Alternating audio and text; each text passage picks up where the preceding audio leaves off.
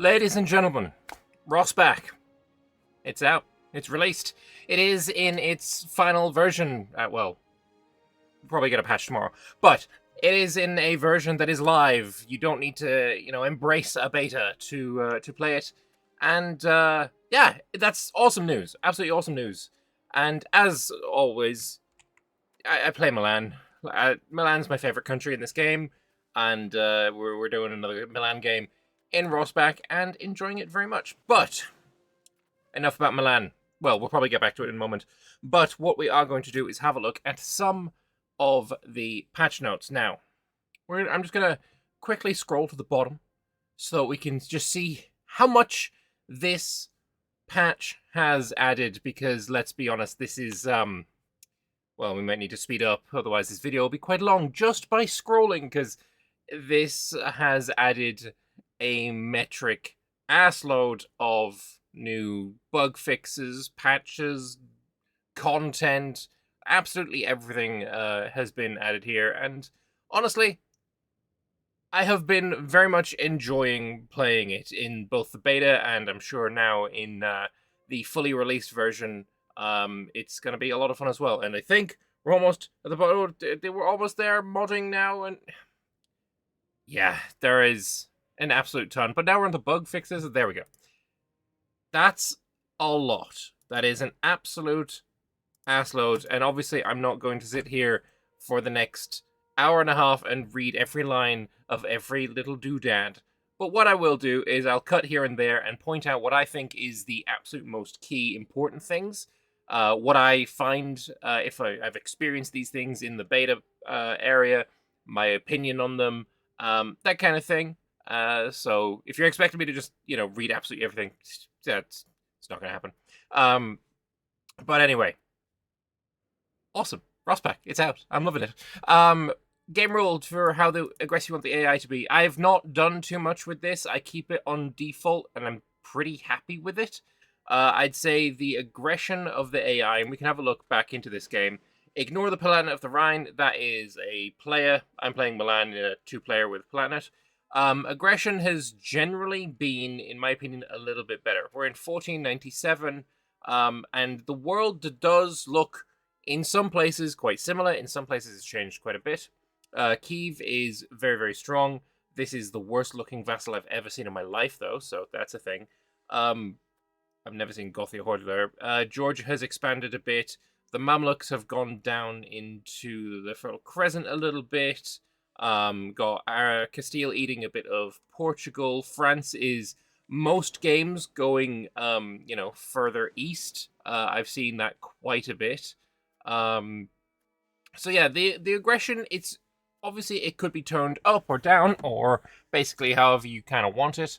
But having the options there, I think, is certainly a good thing. If you want a more challenging game, turn up the aggression, see how it goes. Core return, peace treaty, very nice, especially in the later patches. At the start of it, you couldn't return a core to a country who wasn't also in the war. That was added later, and yeah, very nice. Transfer subject peace treaty, also very nice. Coin laws. I didn't notice too much difference with this. I'm not going to lie. I played a game as Castile, who has quite a bit of silver in the country. I think like 2 locations of silver, but no gold. I changed my coin law to only using silver. It starts with gold and silver, and didn't see any change to my income, to my minting, to anything of the sort. So I don't know how much that is affecting things. Maybe I need to play a game as Sweden and try and use copper coins. That could be a thing that works. 7 different game speeds. I love this. I am a big, big fan, especially in multiplayer. If I'm playing with 2 or 4 people, I can be quite happily on speed 6. It does feel really nice to have a bit more granularity in how fast you're playing, especially in multiplayer. Really, really quite happy with this. Complacency. Maybe it's because we're only in, 1497, but complacency just has not been a thing. I will also say it's also somewhat difficult to find. It's this little button here. This is the complacency right here. It's not really that visible. It's not really jumping out of the screen at you. But yeah, it is this little button right here. Or it's not even a button. It's just a widget. It's a thing on the UI that you can look at if you want to. I've not really noticed it playing a massive part in my games, but maybe I just haven't played long enough. Haven't become overpowering enough, maybe. We'll see. New stuff for Brandenburg, the turmoil in Brandenburg. I will be streaming on Saturday evening a brand new achievement run campaign. Using some of these new achievements, starting as Brandenburg, going through turmoil in Brandenburg, Wilsbacher neglect, the false blah blah blah blah blah. All of this I'm going to do in Brandenburg, into Prussia, into Holy Roman Empire, and that is my plan for Saturday. So if you're not following my Twitch, feel free to head on over there, hit a follow, and we'll see how the campaign goes. You can find a link to that in the description below. Some new stuff for the German countries, some new advances, some new units, all quite nice stuff. Although some of the units I did think were just not that great. I think maybe it was the Hessian Jaegers who just had increased damage received, and that was like the only thing they had, if I remember correctly. But maybe that was an early patch and I haven't seen it recently. Automation for auto-balancing armies, fantastic. Absolutely love it. It's great. Rally points, not so great. Actually, just really not that great at all. So rally point essentially means that when you raise your levies, and I think I'm using regulars here, so I do have levies available. Nice.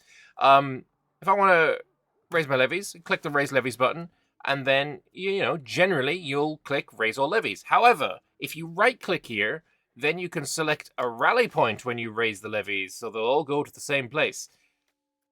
It's sometimes a little bit awkward, because if you just raise all levies, they'll just move to your capital. There needs to be an option to raise all levies and keep them just still, right? If I want to raise my levies and have, the levies that are raised over in Emilia just stay where they are, and the ones raised in Lombardia stay where they are, that needs to be an option as well. Sometimes I don't want them all to move. Sometimes I do, and then it's nice, but sometimes I don't, and it's annoying, is my opinion and what I found there. Unit templates, haven't used it too much, but again, I'm in 1497, and I do have a regular army, but it's a regular army that is my first irregular stack, and it's currently being built up. It's this is my only regulars, so having the template it's certainly going to be nice. Where can I find the template again? I've completely lost it. Oh, right, you have to build, right? Create unit template. It's nice to have it, for sure. I just haven't used it too much yet, as you can tell by the fact that I forgot how to find it. But yeah, it's going to be nice in later game, right? 100 years time, I'm sure I'll be using it a lot. Preferences for how a unit is balanced, also very nice. Having cavalry on the flanks makes sense. Having the cannons not be on the front line, I don't want to lose my cannons. Losing any number of men in a cannon regiment is so annoying. Location building panel, allowing users to view all constructed buildings in a location accessible via location card. This is all some word gibberish. What it means is that you can alt-click on a location to open up this menu. You'll be able to see all of the buildings that you have. I quite like it. I don't use it too terribly much. Generally, when I'm trying to build in a location, I will click on that location, and then I'll click this here, and then I've got that same panel. And it's the same. It's basically the same. Some new cosmetic stuff, loading screens. There are some late game customization stuff. So new hats, new clothing for Europeans, which is quite nice. Peasant enfranchisement is a really nice change, in my opinion. I've really been enjoying boosting some of my values to get some more peasant enfranchisement. So, like the free subjects, I really quite like boosting this. Also, a bunch of your laws for your commoners will increase your peasant enfranchisement, and then trying to get that modifier all the way to the top is, quite nice. It means how much money is going to the peasants versus going to your nobles. And if you are anything like me, you are going to be making a lot more money from your commoners than your nobles. So if more money goes to your commoners, then you will be able to tax the commoners a bit more. It also especially important because it is easier, in my opinion at least, to keep your commoners happier and keep their happiness equilibrium higher, so you can actually hit that maximum tax that you have going on versus the nobles. And while, yeah, even here, I'm not taxing my nobles at the maximum, otherwise they would go below 50%. Much easier with the commoners, so having more money in the hands of the commoners, super important. So peasant enfranchisement is a really, really nice modifier. Food stockpiles increase population growth. I thought that was already the case, I'm not going to lie. Yeah, it's crazy that this wasn't already, to me. Estates keeping wealth. What this essentially means is if we go, say, to our control map mode and we have a look at, say, Modena. Modena has 65 control. This used to mean that 35% of the wealth, which was previously known as base tax, in that location just disappeared into the ether. That's no longer the case. Now, instead of, I'm not going to do the maths, but I have 15 ducats of the income of Modena. The rest of that income is going to go now to the estates. Generally, what this has meant is that rebellions from your estates are going to be a little bit harsher because they have more money. It is also going to mean that your estates are going to construct more buildings. And though, while I scan around, I actually don't see any estate constructions right now. I'm sure they're coming, whatever. But the estates will build more things. They also will just have more money in general. It also means that bankruptcy is something that just doesn't happen anymore because your estates now can provide quite a heavy amount of money for you to dip into loans for. Like 54,000 in my case is a little bit insane.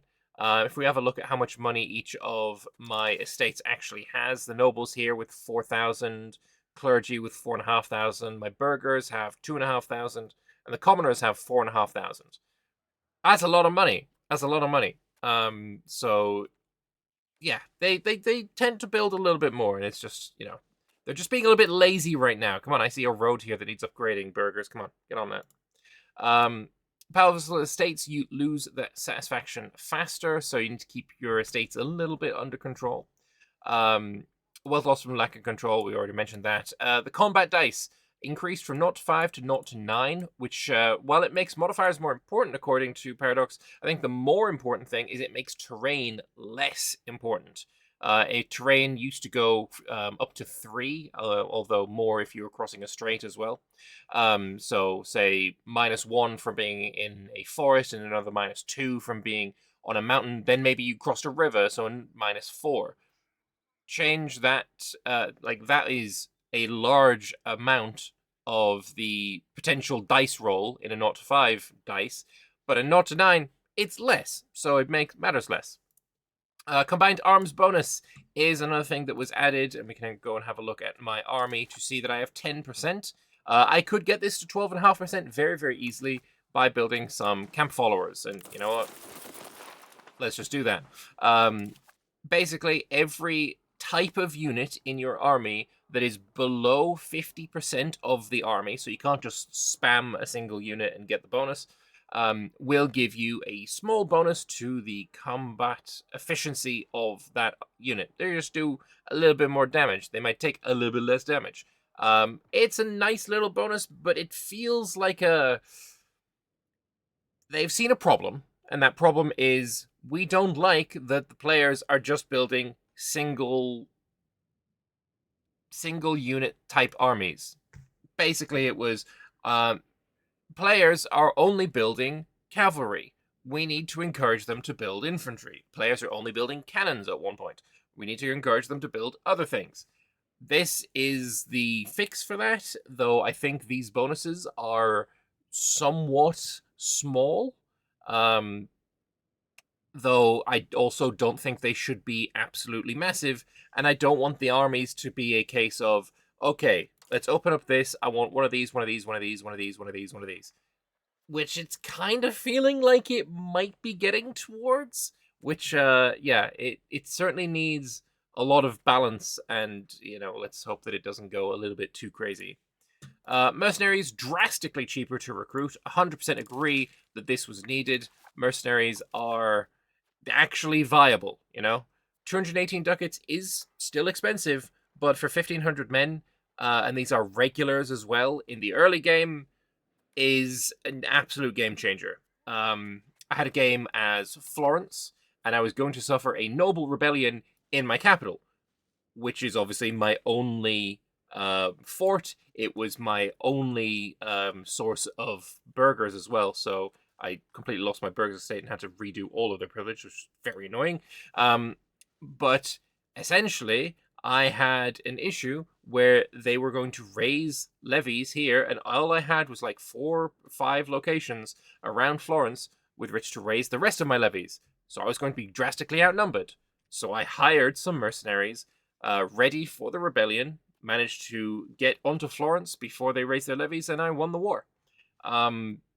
It was a game over otherwise. So mercenaries, hugely, drastically important, and I'm really glad that changed. Cav has been lowered in damage. Artillery survivability is increased. Nice. War exhaustion effects have been doubled, which is another thing that I think is really important. War exhaustion should be incredibly painful. Pre-release, it was really painful, and then for some reason it got nerfed into the ground. War exhaustion basically never rose above 0. Other than if you were being blockaded. If you're a landlocked country, you just never suffered war exhaustion, even if your entire country was fully occupied. It was really annoying, actually. So I'm glad that this has been increased. Assimilation speed has been doubled. I originally thought this wasn't actually necessary. I didn't know why that was. But also they have now changed it so it depends on language, cultural opinion, and market language. So speeding it up, because this might nerf it, if you are trying to culture convert somebody who has different things here, is, I think, it's a decent idea. Also means that it's easier now to unify a culture. There's also that cultural unification cabinet action, which I think has been tweaked. It now makes it much easier to culture convert, or I guess assimilate, cultures of that same culture group. So say if I continue playing as this Milan game, unify all of the Italian peninsula, and then I use my cabinet to form the Italian culture. Everyone within the Italian culture group, which obviously, Median, Neapolitan, Emilian, Piedmontese, Venetian, Tuscan, etc., will all much quicker assimilate into that Italian culture, which is, quite nice. Pops retaining literacy. This seemed like a bug that was fixed, which is nice. Annexation speed tied to your Diplo maintenance is really nice. If you have this at max, I think you get +2, or it's no, sorry, 0.5 is the increase to your annexation. The base is also 0.5. So if you have this all the way down, you're not going to have a good time. But definitely, if you are annexing someone, you need this to be high, which, as you can tell, can get a little bit expensive. Quite expensive.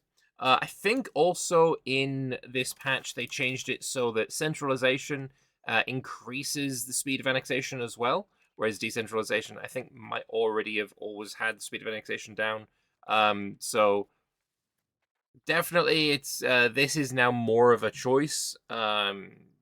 Decentralization isn't a bad way to go, but if you want to centralize, that's how you're going to be able to annex your vassals a bit faster.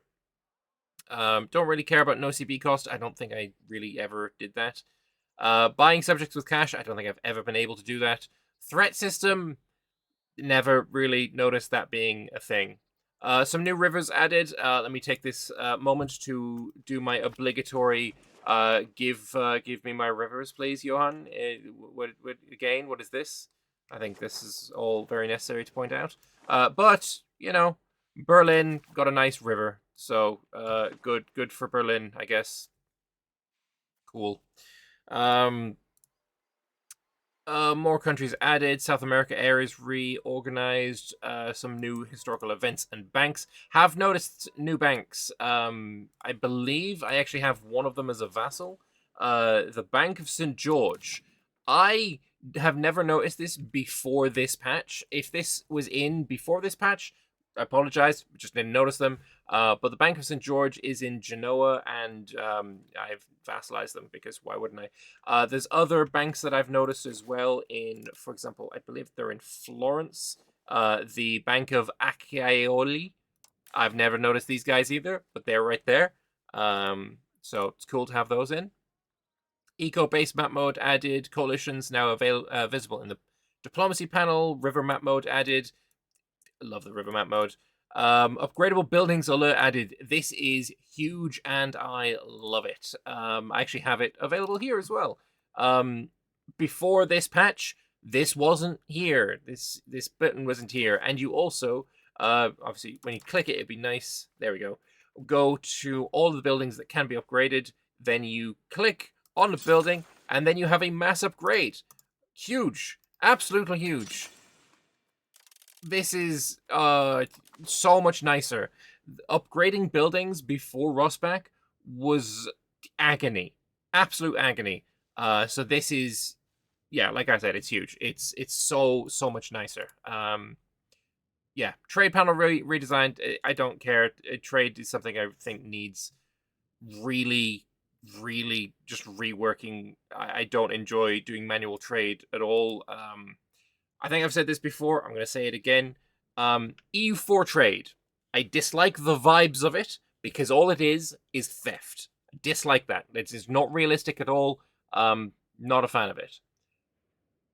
Playing with it, the mechanics that you use to interact with trade, it's fun. I don't like the vibes, but I like interacting with it. Yeah?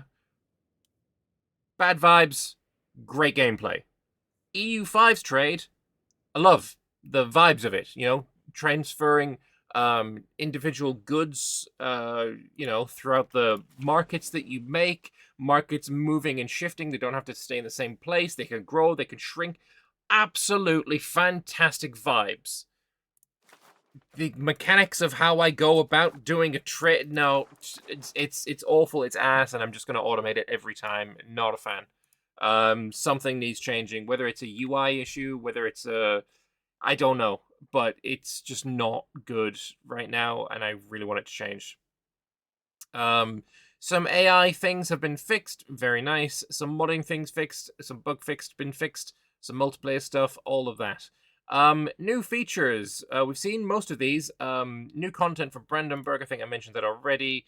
One thing that they have not, or maybe I accidentally skipped over it, that I am going to talk about though, is the local governor. And I don't have a local governor here built as Milan because I'm really still quite small and centralized. But as I said, this is a multiplayer game, and my friend who's playing the Palatinate of the Rhine has built local governors. So we're going to have a look at his country. Let us go world map, and then we can play as him. If we do country change allowed, play as the Rhine. There we go. So this is a flashbang. This is the Palatinate of the Rhine, and we can see if we go and press our control map, he's got his capital here in Speyer, but he has also built in Nuremberg a local governor, which is providing what should be 80 proximity source. I think he's only just built it though. Oh, here. We clicked the wrong button. The wrong location. His 80 proximity source in Nuremberg, which is then radiating out a fresh area of control. And then he's built another one in Prague. Again, 80 proximity source, which is radiating out another area of control. If we were to be very, very mean and delete his local governors, then he would have his control radiate around to about here, where it become around about 20 or so. And then all of this would be 20 to 25 control, completely unusable trash land that would be better off as vassals. Local governors have been an absolute lifeblood to wide-ish gameplay. And it's fantastic, and I love it, and I'm really happy that they were added. you start off with the ability to build one, and then in every age after the Age of Discovery, there is a tech that will allow you to get another one. I think an Empire can have another, but I'm not sure about that one. There's another thing that you can get. It's called a naval governor. Now, to be a naval governor, you need... Let's actually just go back to Milan. You need to have naval up at 50%. We're currently at 59, so I think I've already done it. And you need to take the Harbour Administration Government Reform, which will give you a naval governor. With a naval governor, and obviously I can't build it because I don't have any land that is overseas, but it allows you to build similar to the local governor, but it needs to be, not connected to your country and overseas. So a good idea for me as Milan would maybe to be go and conquer Constantinople and build a naval governor in Constantinople, which would radiate out 80 control over all of here. Absolutely brilliant. Absolutely love it. Fantastic change, fantastic addition. And yeah, big fan of that. There's also a whole bunch of extra stuff. We did all those already. The scrolling, food prices changed, production efficiency, river proximity, all of this stuff. There's a lot more in here. I'm not going to read everything, as I said. I've gone over what I think are the biggest changes to the game that is going to impact the way that you play and enjoy the game. I do think that it is a really good patch, and I'm going to play a lot more of it. I'm also going to start a new multiplayer over on my Discord. If you're interested, head on over to my Discord. I do think I would like it to be a smaller multiplayer than I have tried in the past. I'm thinking something like maybe 20 or so players, all situated in the European area, theater, whatever you want to call it. Europe plus, a bit of North Africa, a bit of, probably not going much further than what I have visible here. That's my plan. Maybe starting not this Saturday, but next Saturday. So head on over to my Discord if you're interested in maybe taking part in that. But I'm going to leave this video off here. Thank you all very much for watching. Hope you guys enjoy ROSSBACH, and hope you enjoy my videos. If you do, hit subscribe. Helps me out, makes me smile, and I will see you in the next one. Toodaloo.